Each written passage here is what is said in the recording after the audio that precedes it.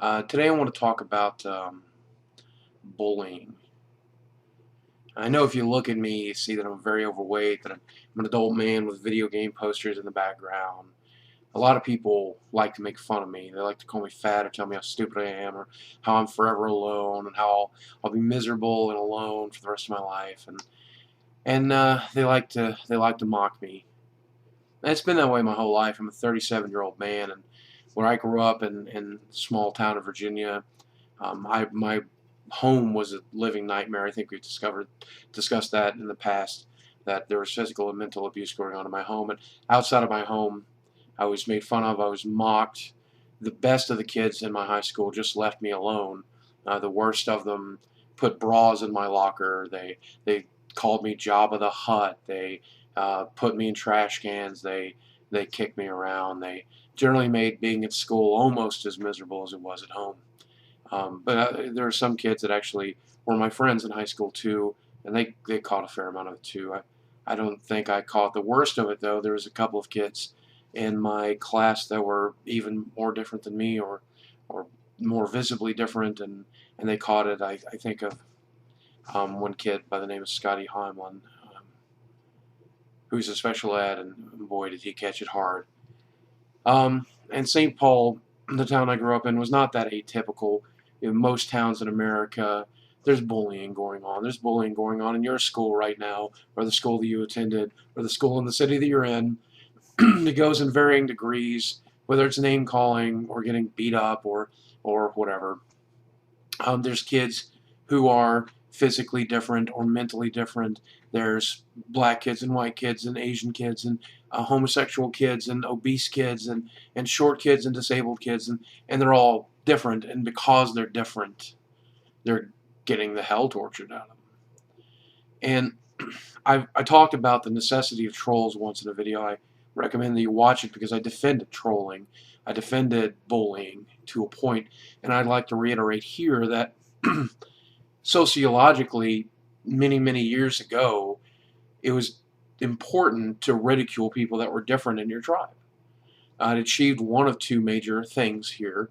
Number one, either the person that was different in your tribe 100,000 years ago was, if that person was different, he was weak. And if he was weak, bullying would either toughen him up and make him a member of the tribe. It would make him straighten out his ways and become more like the members of the tribe, or it would send him into exile. And that would keep your tribe safe.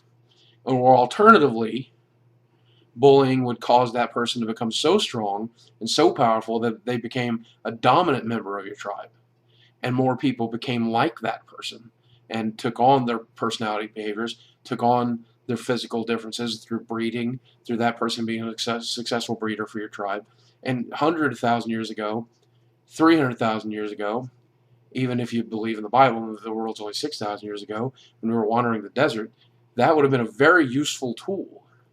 But we live in a much different time today, where someone with a physical ailment can live a much longer period of time. A person with a mental deficiency can live a healthy, happy, normal life, provided that there's not someone on the outside attacking that person. We live in a world in which race and sexual gender and mental choices and lifestyle choices really don't have to impact or affect you all that much if you live in the first world. You can pretty much live the life you want, and you can pretty much do it with. I mean, people are living with physical impairments throughout the entirety of their lives, living to be 56 years old.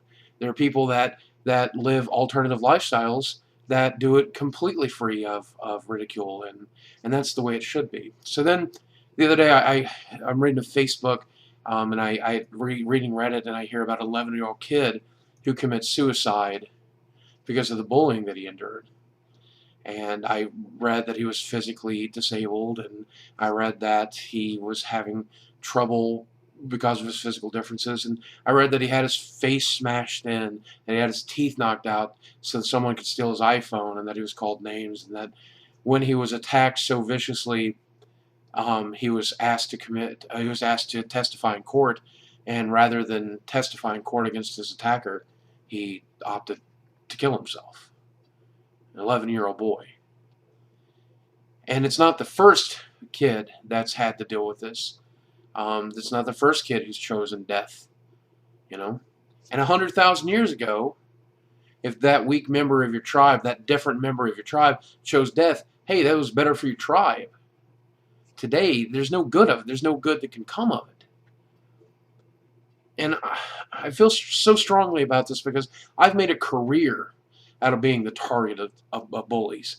I've made a career out of letting people come to my YouTube channel and subscribe so that they can come and call me fat and they can come and call me stupid. And so you shouldn't be playing video games. You shouldn't be living the life you have. You shouldn't eat so many ham sandwiches, whatever it is they want to say or whatever it is they want to do, because I feel that I'm strong enough and I'm capable enough. I'm that 1% of people that are differently able that have risen to the top, and I want you to attack me. I want you to save all your piss and vinegar and venom and pour it on me at the end of every day rather than some kid in your class. And I'll dish it out too. I don't have a problem dishing it out. When it comes to my YouTube comments or it comes to my channel and someone's snarky to me, I'll be snarky right back.